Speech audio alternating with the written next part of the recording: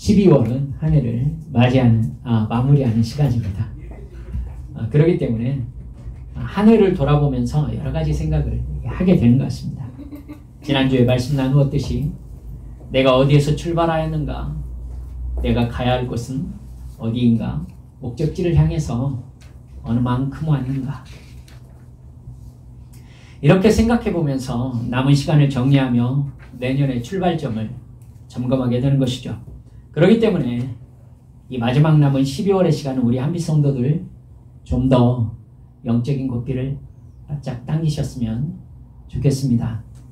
말씀드리고는 조금 그렇습니다. 봄이면 시작한다고 영적인 고삐를 당기라고 그러고, 여러분 헤어지기 좋으니까 영적인 고삐를 당기라고 그러고, 여러분들 우리 한빛 성도들은 좀 영적인 고삐가 그렇게 좀 팽팽하게 당겨져 있었으면 좋겠습니다. 무엇을 위해서 기도해야 될 것인가 보다 주님하고 함께 있는 그것 자체가 중요합니다. 주님하고 그냥 같이 있는 것. 사랑하는 사람들끼리는 서로 만나서 같이 있는 그 시간 자체가 무엇을 하는가 보다 오히려 더 중요한 의미를 가지고 있다는 것, 여러분 경험으로 아실 겁니다. 경험하지 못한 사람들은 굳이 경험하려고 하지 마십시오. 여러분, 그런 의미에서 지난주에 이어서 내 영혼의 상태, 즉 내가 영적으로 지금 어디에 서 있는지, 하나님이 보시기에 내가 지금 어떤 모습인지를 정확하게 파악할 수 있어야 하나님과의 관계를 어떻게 설정할 것인지를 생각할 수 있겠죠. 이게 사실은 아주 구체적이고 간단한 내용인데도 불구하고 이거에 대해서 우리가 참 많이 피하며 살았다는 것을 여러분 생각하셔야 됩니다. 그래서 오늘은 그것이 무엇인가가 여러분 손에 좀 잡히는 시간이 되었으면 좋겠다 싶어서 여러분과 이 말씀을 나누어 봅니다. 답은 간단합니다. 내가 지금 어디에 있으며 하나님이 보시기에 내가 어떤 모습인지 정확하게 아는 가장 직접적인 방법은 성령께서 나에게 버리라고 하신 죄가 처리되어 있는지를 확인하면 됩니다. 이게 오늘 설교의 요약이기 때문에 제가 다시 말씀드리겠습니다. 내가 어디에 있으며 하나님께서 보시기에 내가 어떤 모습인지를 깨닫는 정확한 방법, 가장 직접적인 방법은 성령님께서 나에게 버리라고 깨닫게 하신 죄가 어떻게 처리되고 있는지를 확인하시면 됩니다. 여러분, 우리 각자는 예수님의 영이신 성령님이 내 안에 와 계십니다. 그것을 믿습니까? 그렇습니다, 그렇지 않습니다 라고 저에게 말하실 필요는 없습니다. 우리는 그거에 대해서 너무나 자연스럽게 알고 계셔야 됩니다. 성령님께서 내 안에 와 계시는가? 와 계시는 것 같아요는 없지요. 없습니다. 성령님께서 나에게 와 계신가? 라는 부분은 그분과 내가 언제나 사랑의 관계 안에 있기 때문에 이건 그냥 아는 겁니다.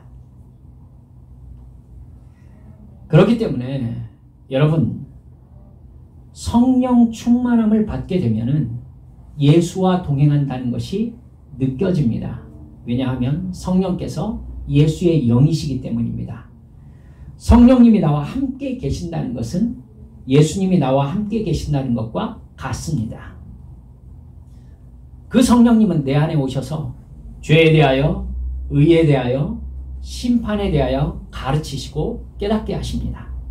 내가 예수님을 믿고 거듭나서 성령을 받아 성령 충만함에 이끌려 산다는 것은 여러분 두 가지 의미가 있습니다. 첫 번째는요, 죽음의 의미입니다. 하나님과 상관없이 육체의 욕망을 따라 살던 옛사람은 예수님의 십자가 대속의 죽음과 함께 죽어버렸다라는 걸 성령님이 깨닫게 하심으로 우리가 알게 되는 것입니다. 성령님이 나와 동행하실 때 나는 언제나 이 첫 번째 나는 죄에 대해서 죽었다라는 깨달음이 나와 함께 합니다. 두 번째는 예수님의 부활과 함께 내가 이제 새 생명으로 거듭나서 육이 아니라 영의 삶을 살기 시작했다라는 삶의 의미가 두 번째 의미입니다.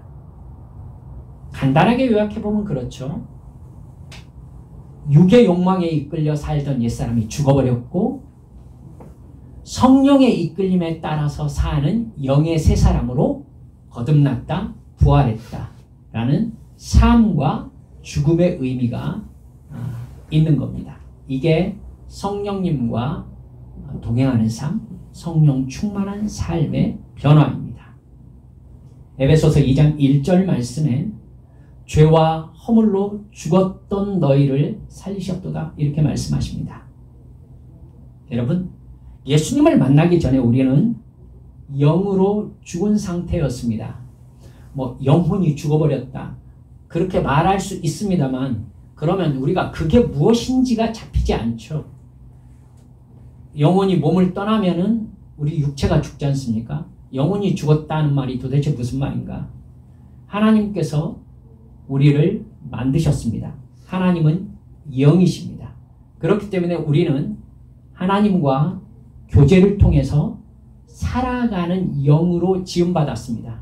그런데 하나님을 버리고 나의 육체의 욕심을 따라서 영의 생활을 포기했으니 영적으로 죽은 것입니다. 하나님과의 관계에서 죽은 것입니다. 이것은 영원한 죽음의 증거죠. 근데 성령의 감동하심을 받아 예수님을 나의 구주로 믿게 되었을 때 우리의 영혼이 살아났습니다. 그 후로 우리에게 영의 생활이 시작되었습니다. 하나님과의 관계가 시작되었습니다. 주님께서 태초에 우리를 하나님과 사랑의 관계 안에 살아가도록 만드신 그 생명으로 되살아나는 것입니다. 그래서 우리는 예배를 통해서 하나님을 만나서 하나님께 사랑을 고백합니다.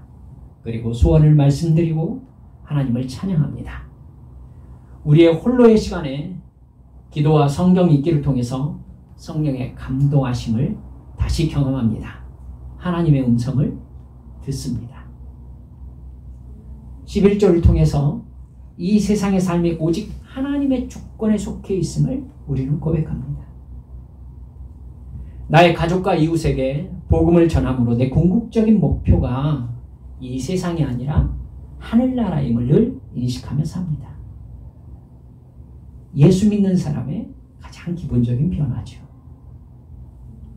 그렇게 영의 삶을 사는 사람, 즉 하나님의 자녀가 된 사람이 가장 급격하게 변화의 모습을 보이는 부분이 바로 죄에 대한 태도입니다. 예수님이 십자가에서 나를 대신해서 죽어주신 가장 큰 문제는 죄 문제를 해결하시기 위해서였습니다.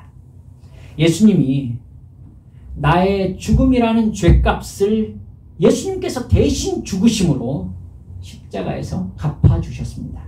그 예수님을 믿고 사랑하고 따른다는 것은 나 역시 죄를 미워하고 싫어하고 더럽게 여기게 되었다는 뜻입니다.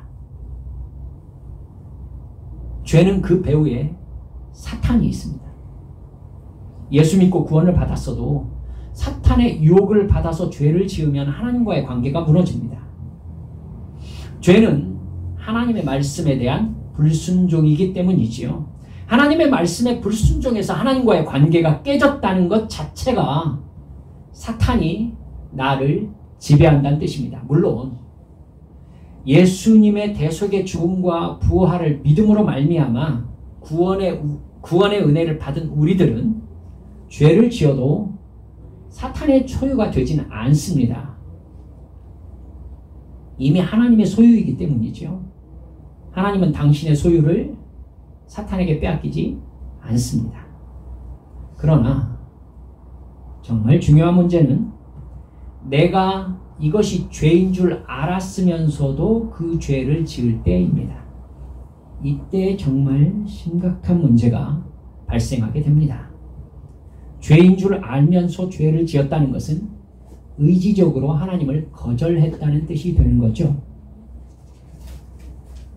내가 죄를 선택했다는 것입니다. 죄의 배후에는 뭐가 있다고요? 사탄이 있다고 말씀드렸습니다.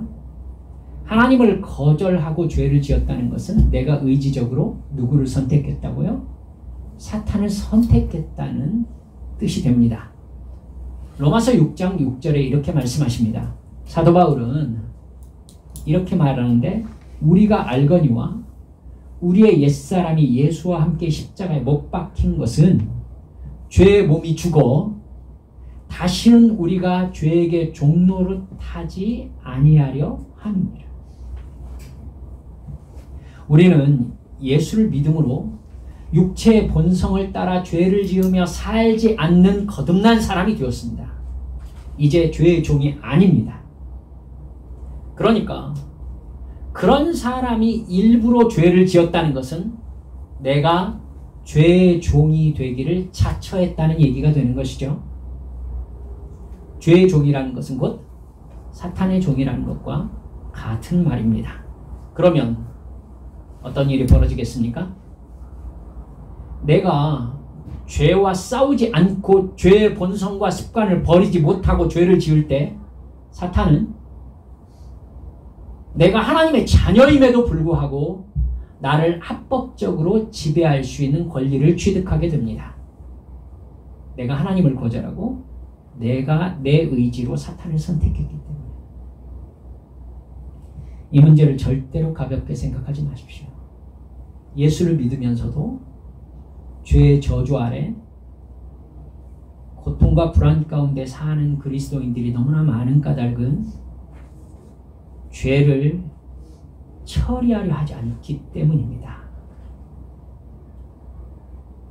죄는 하나님 잘못했어요 라고 한 문장으로 그냥 처리될 수 있는 그런 게 아니에요.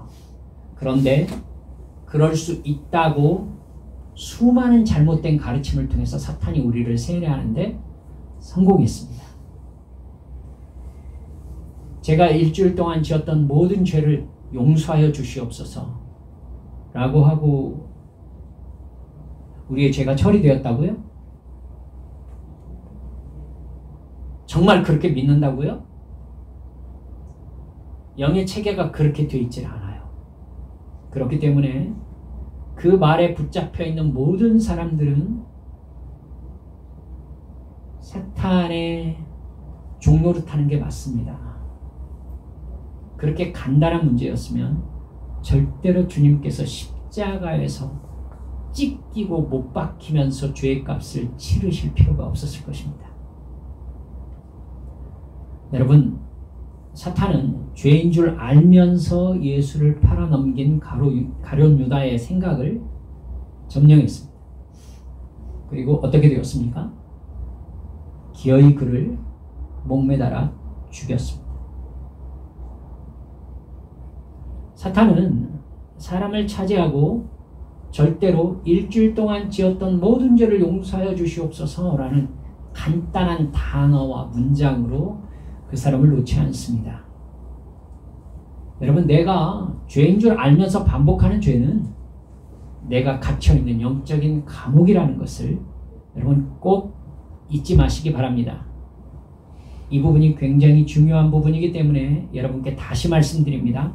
내가 죄인 줄 알면서 반복하는 죄는 내가 갇혀있는 뭐라고요? 영적인 감옥이라고요. 그 죄에 갇혀서 하나님과의 관계가 차단되어 있는 영적인 상태인 것입니다.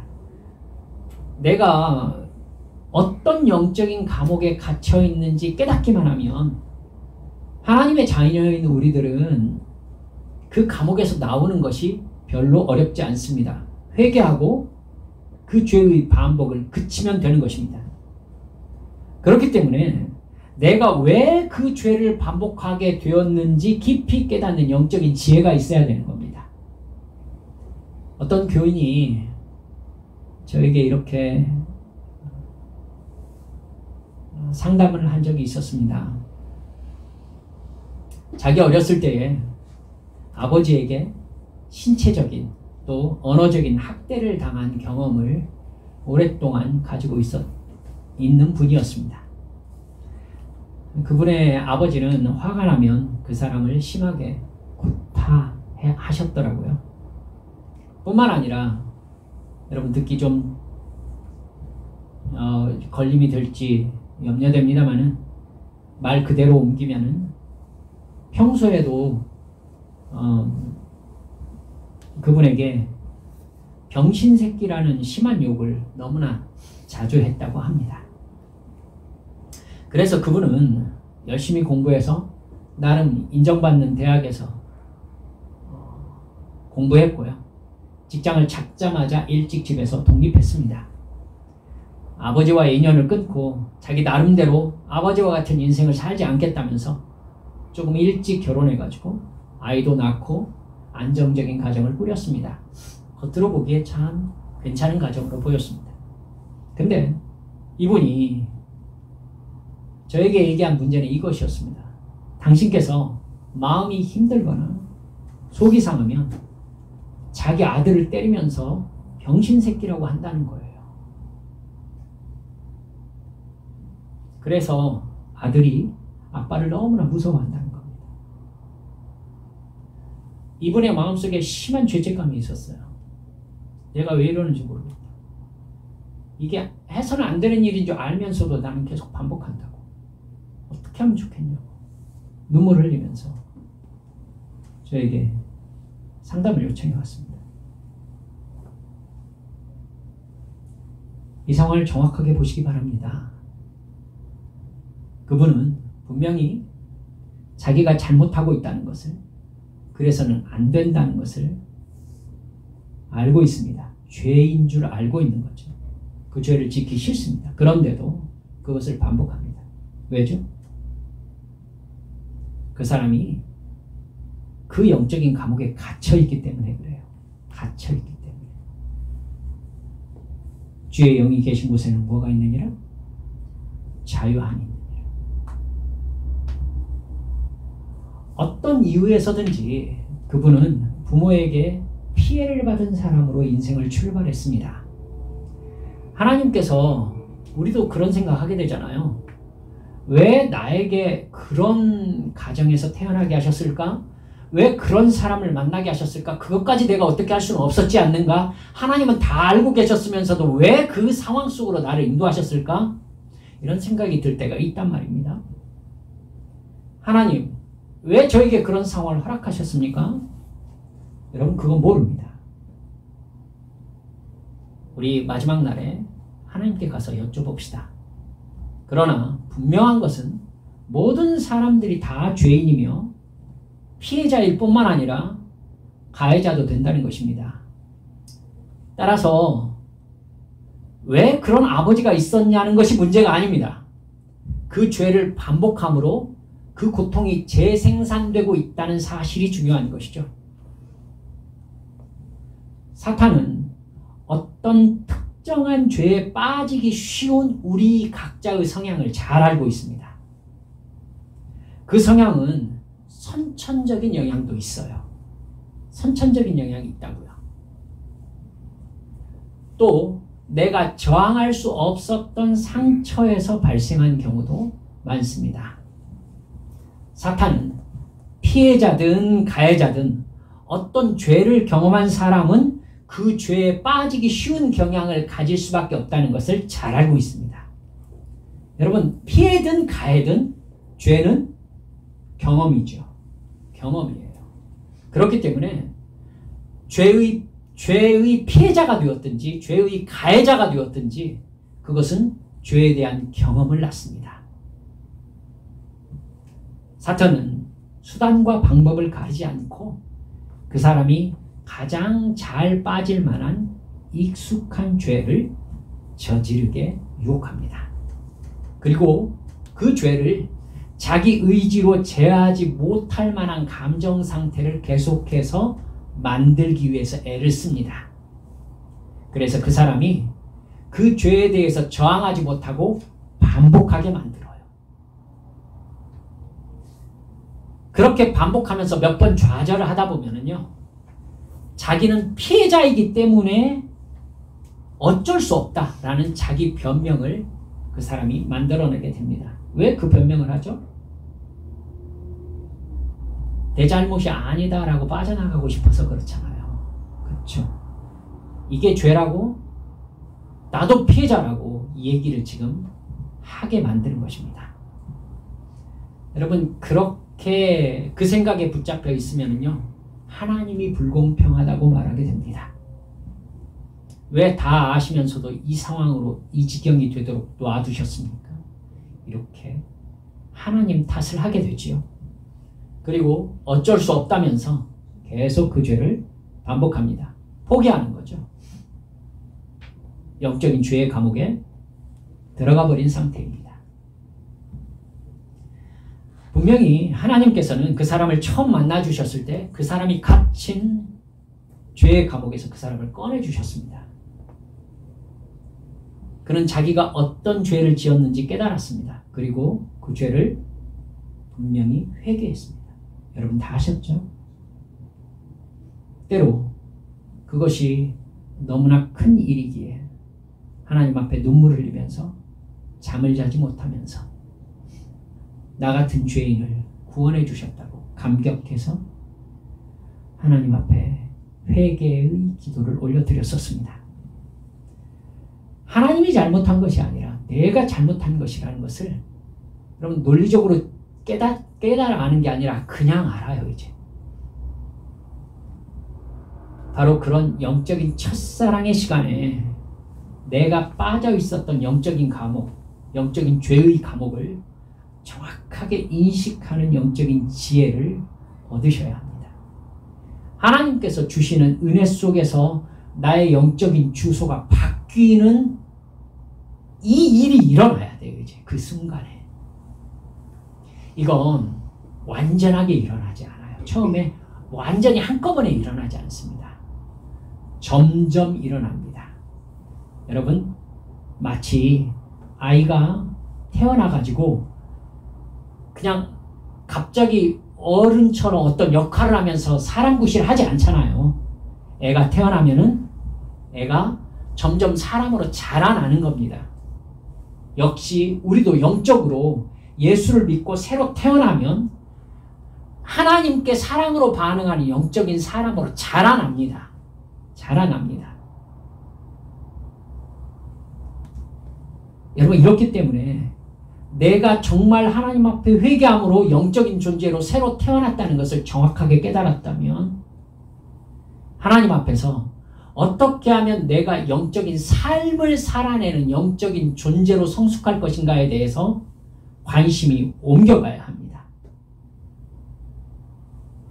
내가 빠져있던 영적인 죄의 감옥에서 나와서 다시는 그 감옥에 들어가지 않겠다고, 즉 반복하지 않겠다고 작정해야 합니다. 내가 거듭나서 하나님의 자녀가 되었으니 어쩔 수 없이 그 죄를 반복하는 영적인 지배 상태에서 악과 사탄에게 지배받는 그 영적인 지배 상태에서 내가 벗어났다라는 자기 인식이 분명하게 있어야 돼요. 여러분, 우리는 예수를 믿는 순간 죄를 이긴 존재들입니다. 오, 우리 영혼이 벗어났도다 사냥꾼의 올무에서 새같이. 주님께서 분명히 우리를 영적인 감옥에서 해방시키셨어요. 해방시키셨어요. 우리는 그 죄를 반복하지 않을 수 있어요. 않을 수 있다고요.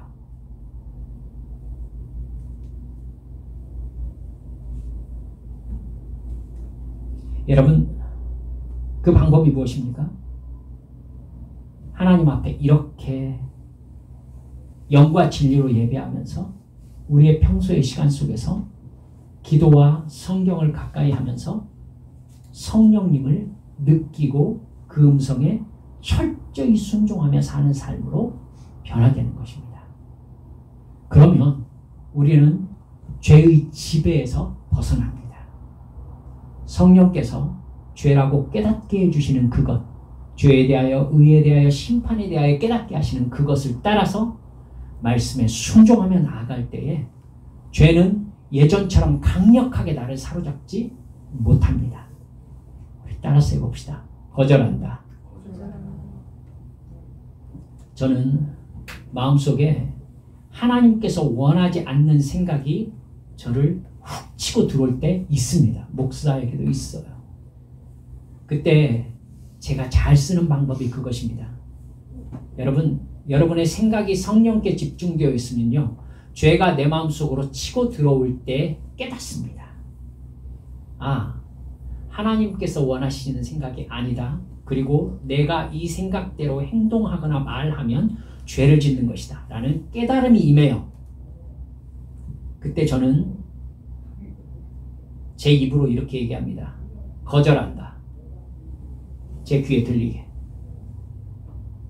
효과가 굉장히 뛰어납니다. 거절한다. 그러면요, 내 안에 훅 치고 들어왔던 그 생각이 소멸되는 걸 제가 느낄 수 있어요. 그러니까 여러분 안으로 죄가 치고 들어오면요, 여러분의 입으로 여러분도 말하세요. 거절한다. 여러분은 예수의 이름으로 죄를 거절한 겁니다. 바꿔 말하면 네가 나를 차지할 수 없는 승리자다. 너는 어떻게 해서든지 이 위치에서 나를 끄집어 내리기 위해서 나를 유혹하지만 거절한다. 내가 그것을 허락하지 않는 이상 절대로 그것은 우리의 마음, 우리의 존재를 차지할 수 없게 되어 있습니다. 우리가 하나님의 자녀가 되었기 때문입니다. 우리는 마귀의 지배를 받는 죄의 노예가 아닙니다. 이제 그렇기 때문에 우리가 예수의 이름으로 내 안에 차고 들어오는 죄의 생각에 대해서 거절한다 라고 할 때 그 죄의 생각은 더 이상 나에게 영향을 끼칠 수 없게 되어 있습니다. 이게 영적인 법칙입니다. 그러니 알고 믿고 사용하는 사람은 그 자유함을 누리게 되어 있습니다. 여러분, 그렇게 성령의 지배 아래서 살지 않고 영적인 성장이 이루어지지 않을 때에 이제 정말 고통스러운 상황이 발생하는 겁니다. 사탄은 하나님의 백성들을 끊임없이 공격합니다. 우는 사자처럼 졸지도 자지도 않고. 사탄은 그 사람이 그 죄를 너무나 익숙하게 잘 짓는 사람이라는 걸 이미 알고 있습니다. 그 사람의 마음에는 익숙하게 반복하던 그 죄에 대해서 고속도로가 이미 뚫려 있어요. 그 사람을 어떻게 자극하면 그 사람이 곧바로 그 죄로 달려가는지를 사탄은 잘 알고 있어요. 사탄은 그 사람의 기분을 망치게 하고, 직장에서 스트레스를 받게 하고, 술을 마시게 하고, 인간관계가 꼬이는 상황을 만듭니다. 그러면 그 사람은 집에 들어와서 곧바로 아들에게 병신새끼라고 하면서 꼬투리를 잡아서 아들을 패는 겁니다. 그 모습이 예수님께서 나를 죄의 감옥에서 꺼내주셨다는 것을 잊어버리고 내가 스스로 죄의 감옥에 다시 들어가서 갇힌 상태, 즉 죄의 노예가 스스로 된 상태입니다. 로마서 6장 16절은 이렇게 말씀합니다. 너희 자신을 종으로 내주어 누구에게 순종하든지 그 순종함을 받는 자의 종이 되는 줄을 너희가 알지 못하느냐? 혹은 죄의 종으로 사망에 이르고 혹은 순종의 종으로 의에 이르느니라. 그 사람은 스스로 사탄의 노예가 되어서 죄의 감옥에 자기 발로 들어간 겁니다. 여러분, 우리도 그럴 것입니다만 사람은 가장 불안하고 힘들 때에 그 사람의 가장 본질적인 욕망, 가장 연약한 죄성이 드러나게 되어 있습니다. 불안하고 힘들 때. 스트레스를 견디기가 힘들면 그 사람은 자기가 생각할 때 가장 만족스러웠던 상태, 즉 가장 자기답다고 생각했던 익숙한 모습으로 급하게 돌이키고 싶어 합니다. 그래서 지금의 기분을 떨쳐버리고 안정을 찾으려고 하게 되어 있죠. 스트레스 상태란 비정상적인 상태 아니겠습니까? 그러니까 자기에게 가장 자연스럽고 편안하고 만족스러운 기분을 느끼게 해주는 자기의 모습으로 돌아가고 싶어하는 겁니다. 자기가 자기를 통제하고 있다는 느낌을 회복하려고 하는 것입니다. 사람이 나 자신을 스스로 통제하고 있으면서도 만족스러울 때가 언제입니까? 지배자가 되었을 때입니다. 지배를 받는 사람들은 스트레스가 쌓이죠.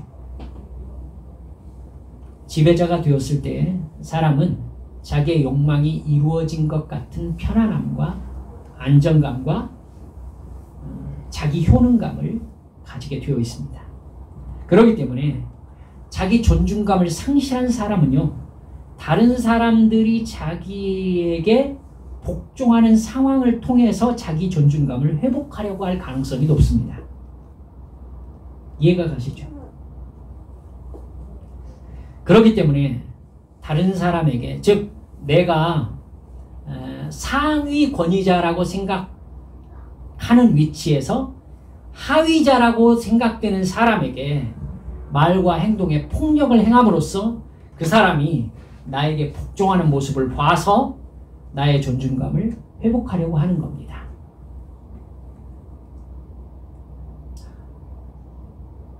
제가 경험한 직장 생활이 교회이기 때문에 부득이 얘기하게 되는 것을 용서하시기 바랍니다.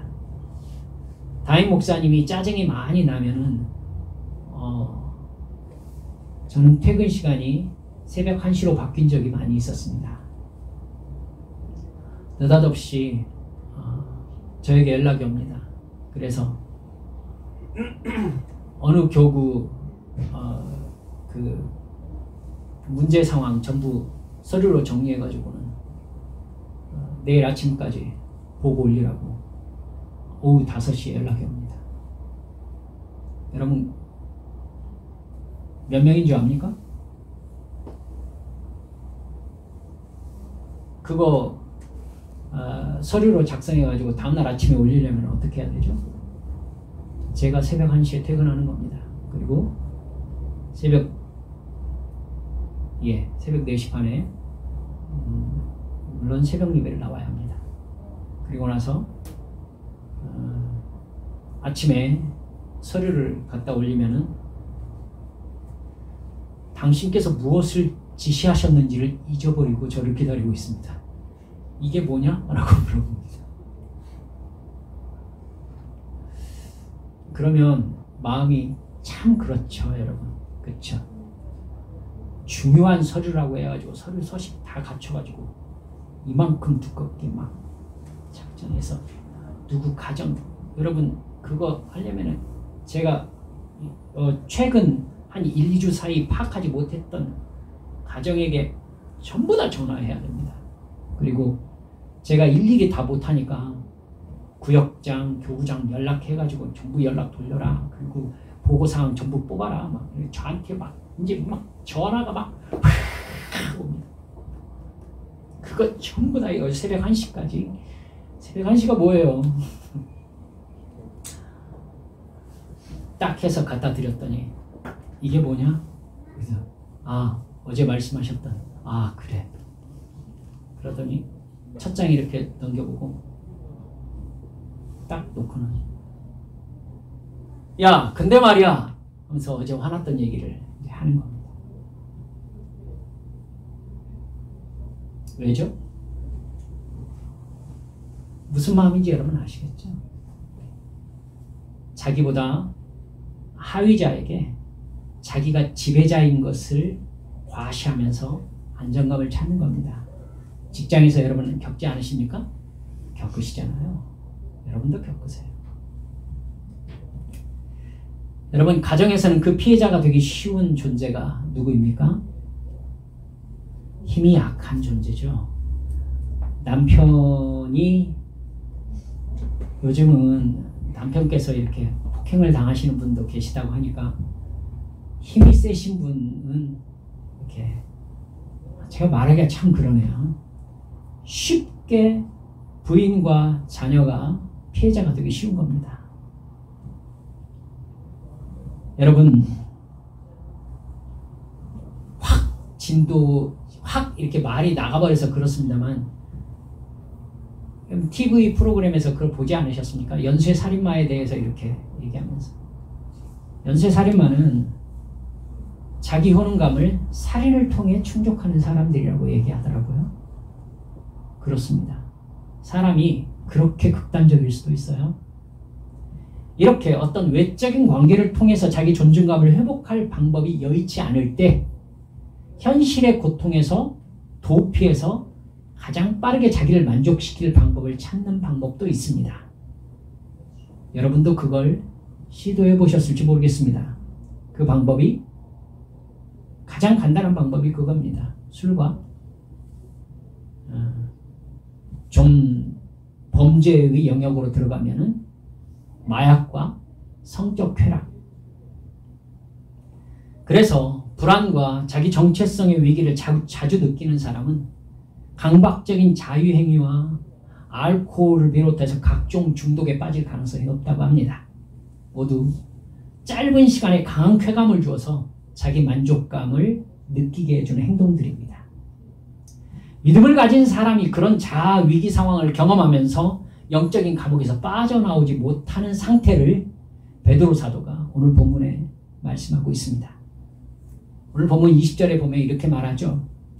사람들이 주님이시며 구주이신 예수 그리스도를 알므로 세상의 더러운 것들에서 벗어났다가 다시 거기에 말려들어서 정복을 당하면 그런 사람들의 형편은 마지막에 더 나빠질 것입니다. 21절에서는 그들이 의의 길을 알고서도 자기들이 받은 거룩한 계명을 저버린다면 차라리 그 길을 알지 못했던 편이 더 좋았을 것입니다. 예수님을 믿는 사람들에게 가장 적극적으로 나타나는 변화가 죄에 대한 혐오라고 말씀드렸어요. 그런데 사탄은 절대 가만히 있지 않습니다. 우리의 육체적 욕망을 끊임없이 자극해서 다시 내 발로 죄의 감옥에 들어오도록 함정을 파는 것입니다. 우리들이 죄의 반복을 하면은 우리 귀에 속삭이는 소리가 들려요. 웃기지 마. 너는 그 죄 절대로 그만두지 못해. 너는 네 발로 죄의 감옥에 들어올 수밖에 없어. 이 소리 여러분 들립니다.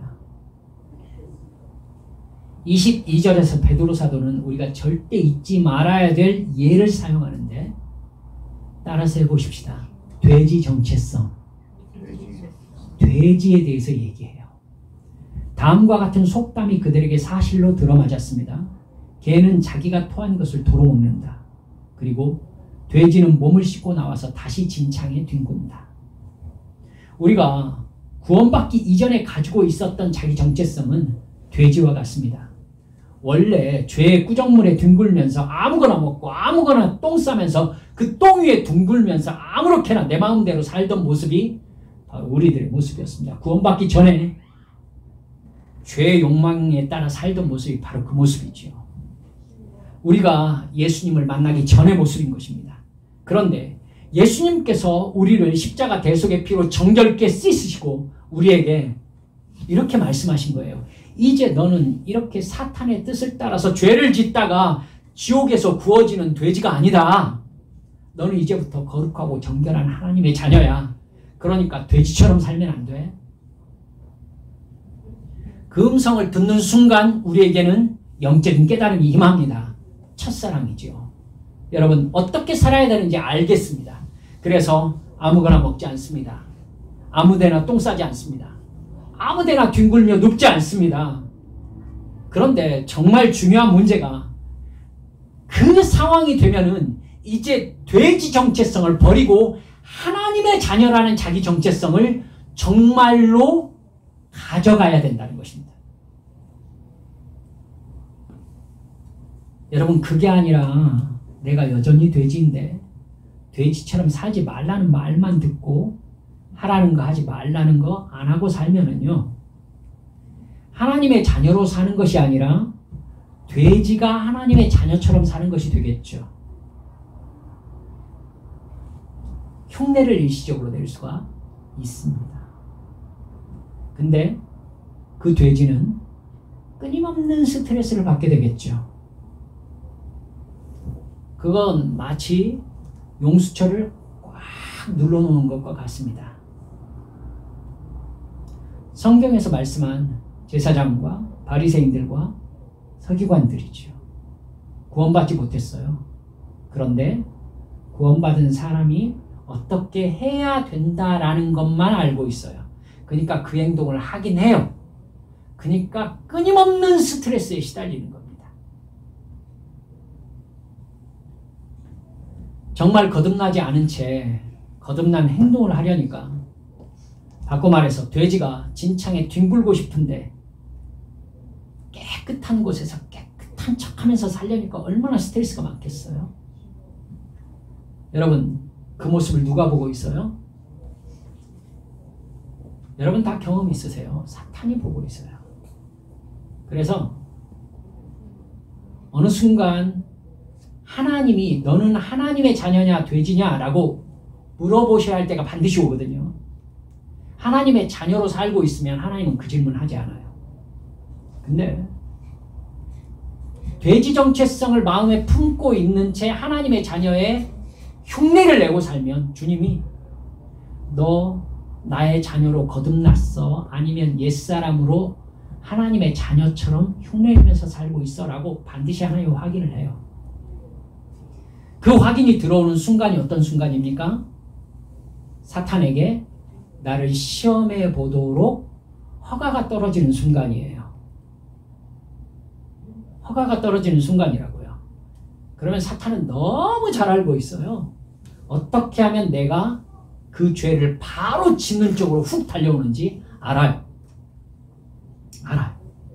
그래서 나의 지금의 인내심, 지금 간신간신히 유지하고 있는 이 평정심을 확 흔들어 깨버리는 상황을 만들어요. 그래가지고 완전히 열받는 상황이 만들어지죠. 그래서 내가 확 무너지는 상황이 와요. 그러면 내가 누르고 있던 용수철 바로 튕겨버리죠. 그러면 곧바로 돼지 정체성이 드러납니다. 죄를 짓습니다. 그리고 마음 편해합니다. 아들에게 병신새끼라고 말하고 한바탕 때리고 나면 스트레스가 풀리는 겁니다. 그리고 그 마음이 가라앉아서 하나님이 마음을 똑똑 두드리십니다. 그러면 갑작스럽게 큰 후회가 찾아옵니다. 그리고 자기를 미워하는 겁니다. 사탄은 그런 나에게 속상입니다. 알겠어? 하나님의 자녀 같은 소리 하지 마. 너는 절대 그 죄의 감옥에서 벗어나지 못해. 늘 그 죄를 반복하다가 결국 너는 지옥에서 통곡이 되는 돼지일 뿐이야.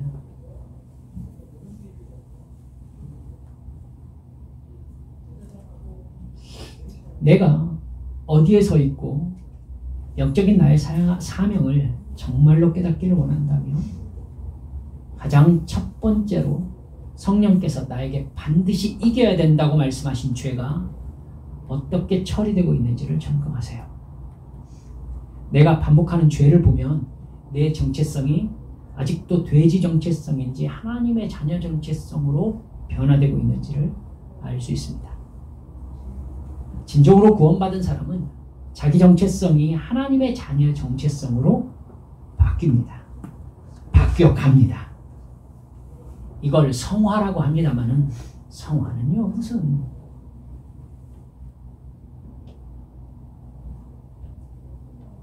수학을 너무 좋아하는 사람은 스트레스를 방정식 푸는 것으로 푼다는 소리를 제가 들은 적이 있습니다. 수학의 젬병인 저는 정말 존경스러운 눈으로 그 사람을 쳐다봤습니다만 진짜 이렇게 스트레스가 풀린다 하더라고요.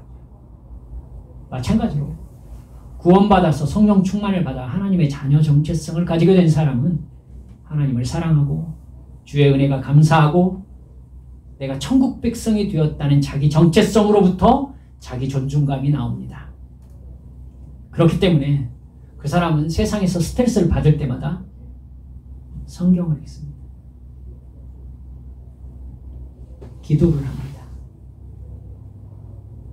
하나님을 사모합니다. 성령님과 교제하면서 나의 스트레스를 해소합니다. 세상에서 받은 긴장감이 주님과 함께 있으면 해소됩니다. 그는 하나님을 생각하면 마음이 평안해집니다. 행복해집니다. 기뻐집니다. 긴장이 풀어집니다. 나를 위해서 십자가에서 죽으시고 부활하신 예수님을 생각하면 모든 근심과 불안과 두려움과 공포가 사라집니다.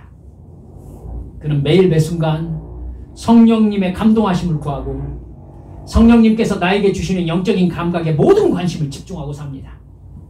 자신이 거듭난 영적 존재라는 것을 절대 잊지 않습니다. 육적인 세상에 살지만 생각은 영의 생각으로 가득 차 있습니다. 천국과 하나님과 성령님과의 동행에 대한 관심으로 나의 생각이 꽉 차 있는 것입니다. 이제 스트레스가 쌓이면 술이나 마약이나 성적 만족이나 다른 사람에게 폭력을 행하는 등의 욕적인 방법으로 풀지 않습니다. 그는 사탄이 인간의 죄성을 자극해서 이룩한 이 세상의 죄악의 문화, 내 안에 그것에 공감하는 죄의 본성을 볼 때 고통스러워합니다. 그리고 그런 나의 연약함을 가지고서 십자가 앞으로 다시 나아갑니다.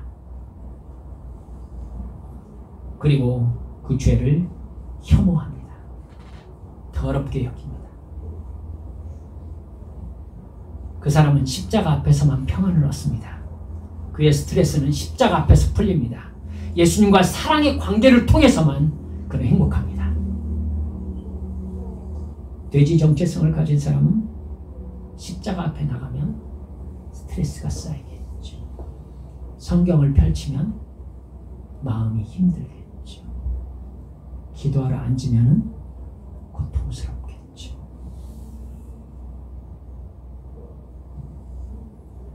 여러분,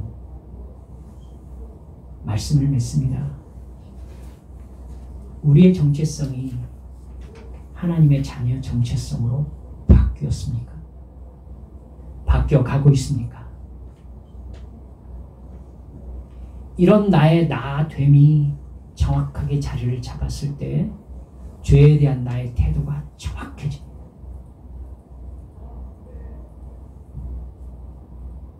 이 부분이 우리는 애써 피하고 싶은 것이기 때문에, 너무 불편하게 세상 사는 것 같은 느낌이 들기 때문에, 즉 아직 돼지 정체성을 버리기 싫기 때문에 거룩한 하나님의 자녀로 성숙하지 못하는 것입니다. 말씀을 맺습니다. 나의 자아 존중감이 돈과 권력과 어떤 위치를 가지고서 세상 자랑을 가지게 되는 것으로 나의 존중감이 충족된다고 생각하시면 예수님이 나에게 누구신지 깊이 점검하십시오. 교회 와가지고는 옷을 보여주고 싶어하고, 지난주에 어디 여행 갔다 온 거 얘기하고 싶어하고, 뭐 먹었는데 기가 막히게 맛있더라는 얘기를 교회 와서 얘기하면서 자랑하는 마음이 든다는 것은 딱 돼지 정체성을 가진 사람의 특징이라는 것을 절대로 잊지 않아 주셨으면 좋겠습니다. 여러분, 예수님을 사랑하는 사람은 그것으로 자기 존중감의 충족을 이루지 않습니다. 예수님을 사랑함으로 행복하다는 것으로 충분하기 때문이죠. 그 사람 세상의 왕따를 점점 개의치 않습니다. 영원한 생명을 얻은 사람의 여유죠. 우리 사랑하는 한비 성도 여러분들, 이런 나의 온전한 거듭남을 위해서 정말 진지하게 하나님과 대면하는 12월의 시간 되시기를 주 예수님의 이름으로 축원합니다. 시간 주님 앞에 함께 기도합시다.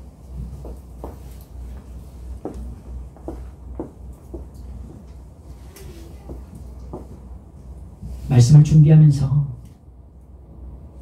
우리 한빛의 지체들이 우리 오늘 나눈 이 말씀을 통해 뭔가 탁 뚫리는 느낌을 가졌으며 이라는 생각을 참 많이 했습니다. 주님, 자기가 어디에 서 있고 하나님이 나를 어떻게 바라보고 있는지를, 또 죄를 내가 어떻게 다루어야 되는지를 내가 수시로 들어가는 영적인 감옥이 얼마나 강력하게 나를 노리고 있는지를, 또한 그럼에도 불구하고 성령께 붙잡혀서 얼마나 그 감옥을 쉽게 나올 수 있는지를 우리 성도들 그냥 너무나 자연스럽게 깨닫고 확 열린 마음으로 나 자신을 다룰 수 있도록 주님 지혜 주십시오. 이렇게 주님 앞에 일주일 내내 기도했습니다. 여러분, 이 시간 그렇게 기도합시다. 주여, 들었습니다. 깨닫게 하시고 그대로 살게 해주시옵소서.